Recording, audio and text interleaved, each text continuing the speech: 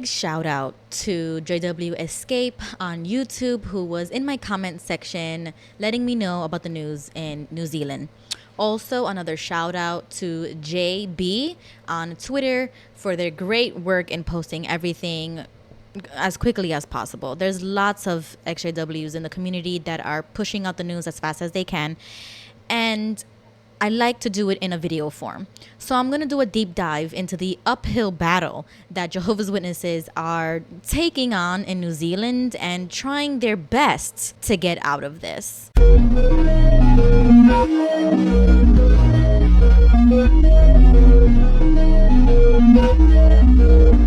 So let's start from the beginning. There is a website here that I'm going to link talking about the Royal Commission of Inquiry into Abuse in State Care. Royal Commission of Inquiry into Historical Abuse in State Care and in the care of faith-based institutions. It says that this Royal Commission was established in February 2018.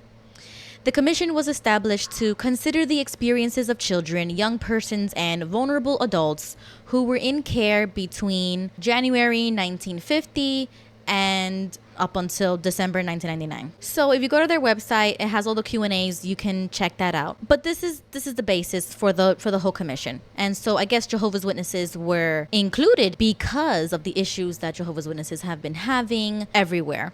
Now I am realizing how big of an issue this is in New Zealand. So I went to avoidjw.org. This is entitled New Zealand High Court Dismisses Judicial Review.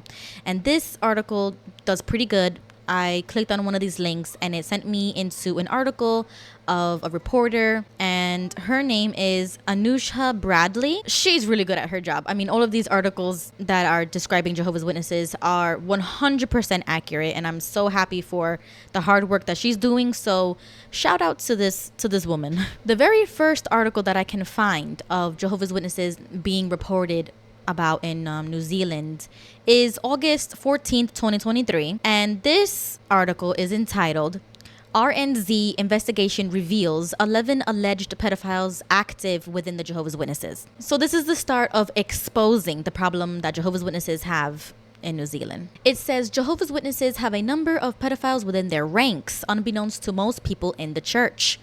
An RNC investigation has found 11 active Jehovah's Witnesses have child sex abuse convictions or serious allegations made against them. Most members of the religion appear to have no idea who the offenders are. That's 100% accurate. So if you want to read this article, I'm going to link all of these articles in chronological order. At the end of the first article, if you scroll all the way to the bottom, it says Jehovah's Witnesses respond. The church declined to be interviewed and did not respond to questions about individual cases. Quote, if you have information you believe will assist the Abuse and Care Royal Commission of Inquiry in fulfilling its mandate, we trust you will share it with them. Likewise, if you believe there is a risk a child will be harmed, we trust you will report the matter to the authorities. The next article that I can find, titled Jehovah's Witness Elder alleges order to destroy evidence in child sex abuse cases. And this was in August 2023. They don't want people to find out that they have withheld these documents, like literally obstructing justice by keeping these documents and not doing anything with the information that they had. It says a Jehovah's Witness elder claims he was told to destroy confidential church documents, including those relating to child sexual abuse cases. The whistleblower, who RNZ has agreed not to name in order to protect his identity because he fears retribution, was an elder. On March 9th, 2021, he says he was asked by a superior to check all judicial cases in his congregation's confidential files for personal notes and destroy them. That's what reminds me about that leaked video when they were telling everybody how to not keep notes. If you go all the way to the bottom of this article, so this is the second article, these are the little things that get me, because I'm also reading deeper into the responses coming from the branch, and I'm trying to understand where they're coming from, trying to see that, because it bothers me so much. It really bothers me because they teach us how to be the perfect Jehovah's Witness, have a Bible-trained conscience, how to put on the new personality. But then the branch comes out and says stuff like this. And it's completely opposite to what I would have thought they would have said. Because if I'm in that position, like I always put myself in their shoes. If I was in that position, I would tell the truth every single time. I would go the extra mile. Like literally how we were raised as Jehovah's Witnesses on doing the right thing. I always talk about this. So this is what's important to me. This is why I want to skip down to it. You can definitely click on the links and read it for yourselves. It says, in a statement, the church said child abuse was a crime and victims or their parents had a right to report an accusation to authorities. Right. Quote, they are ongoing high court proceedings regarding whether the religion of Jehovah's Witnesses falls within the scope of the Abuse in Care Royal Commission of Inquiry. Quote, although our position is that Jehovah's Witnesses do not fall within the scope of the New Zealand Royal Commission of Inquiry into Abuse in Care. That's weird. We have carefully followed the inquiry's direction on preservation of records. Accordingly, we strongly deny any suggestion of any criminal offense in this connection. Stop it. So this is Watchtower trying to save its ass. This is also the beginning of the notion for Jehovah's Witnesses that they don't fall within the scope, because this is the uphill battle that they're fighting in court. They don't believe that they should be involved in this commission in New Zealand. We're going to get to the reason why they think that in a minute. Quote, Jehovah's Witnesses will continue to cooperate with the inquiry if the court decides they are in scope, because they're going to challenge it. In the meantime, we will not debate the issues in the court of public opinion. They should be willing to participate in this thing. If you have nothing to hide, you should be more than willing. As an organization that prides themselves as being honest and clean and never lying, always telling the truth. This is not something that I would expect the branch to say. Third article. This is crazy. I mean, they have so many articles on this. I can't even believe it. It's a rabbit hole that you're going to go into, and it's upsetting. But anyways, the third article is in September 2023.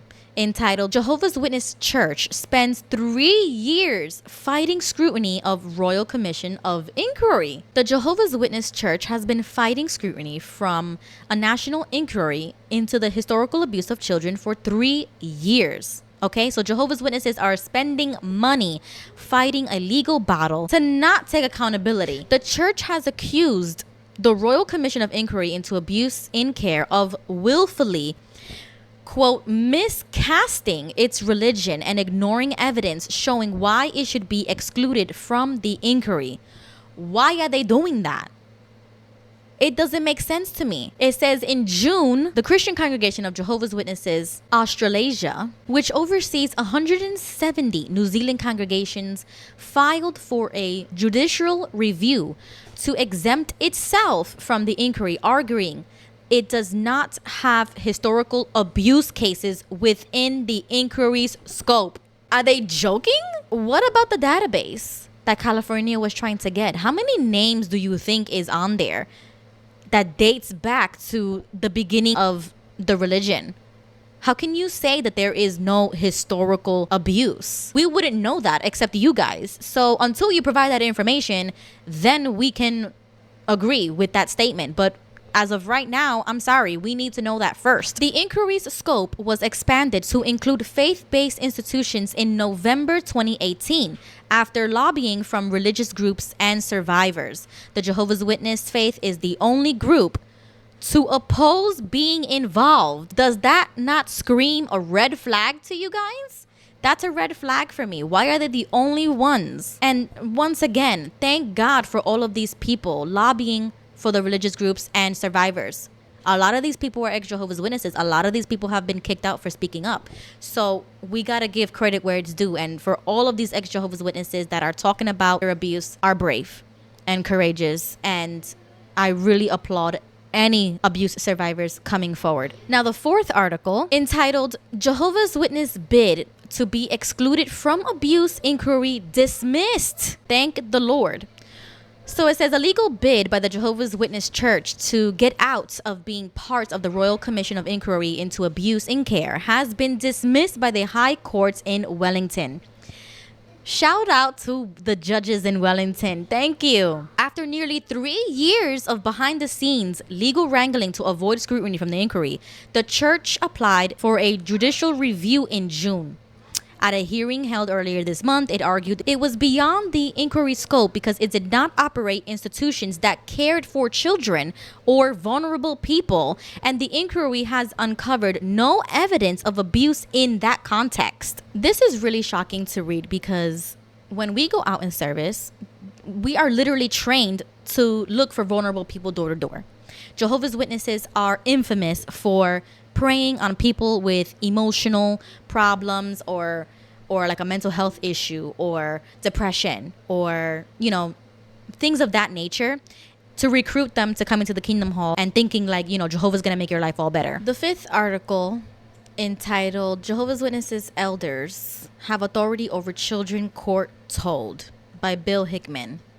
Shout out to him. Starts off by saying, lawyers representing the Royal Commission of Inquiry into Abuse in Care have argued that elders of the Jehovah's Witnesses Church exercise a level of control over the congregation that allowed them access to children. This article is entitled Jehovah's Witness Church Takes Case Over Abuse in Care Ruling to Court of Appeal. I am so happy that the judge continued to keep the ruling, the original ruling, to keep the Jehovah's Witnesses accountable, to keep them in this inquiry. And we are going to see in the future what happens, but I think this is a small win in a big war. Hopefully, people are reading these articles and listening to exjw survivors, listening to people who are no longer in the religion for these specific reasons. Not because we want to talk bad about Jehovah's Witnesses, not because are out to get individual members, but as a whole organization, we want to see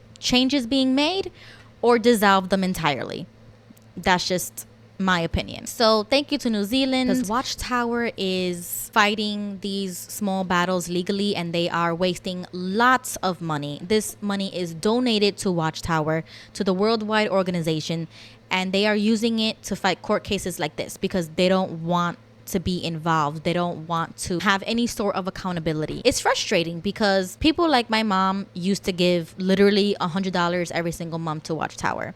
They would deduct it straight from her bank account, and that was her donation. That was her way of helping Jehovah. Many arguments and conversations of how that is just so unreasonable and illogical. There are a lot of Jehovah's Witnesses who still do this, and I just hope that they know that their money is going to things like this. So anyways, that's it for New Zealand. If there's any updates in the future, I will talk about New Zealand again. Thank you for watching my video, and I'll catch you in the next one.